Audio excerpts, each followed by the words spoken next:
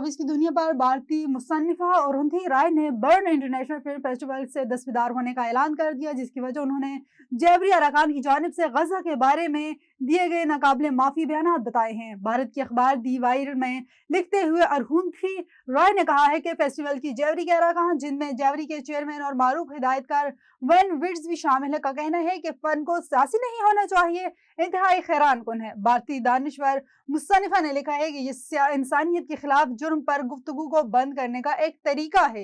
नाज़रीन, जनूबी भारत की तामिल फिल्मों के मारूफ अदाकार और सियासतदान जोसेफ वजह चंद्रा अल-मारूफ वजह की सियासी रैली ने इनके अपने ही एक मद्दाह की जान ले ली। भारतीय मीडिया के मुताबिक जुमा को तामिल नाटो के शहर सालिम में वजह की सियासी रैली के दौरान एक वाकया पेश आया, जिसमें एक 37 साल शख्स हलाक हो गया। हलाक शख्स की शनाख्त सूरज के नाम से हुई है, जो रैली के दौरान गिर गया था। मुतासरा शख्स को अस्पताल मुंतकिल किया गया, जहां डॉक्टर्स ने इसे मुर्दा करार दे दिया। बॉलीवुड के सुपरस्टार शाहरुख खान की अहलिया और इंटीरियर डिजाइनर गौरी खान ने अपने 100 साल पुराने हवाई घर को लग्जरी रिजॉर्ट में तब्दील कर दिया, जहां एक रात के क़याम की चार्जेस 1,20,000 रुपए तक हो सकते हैं। एक हकीकत है कि गौरी खान एक सुपरस्टार की अहलिया है, लेकिन उन्होंने हमेशा अपनी इंफरादी शनाख्त बरकरार रखी है।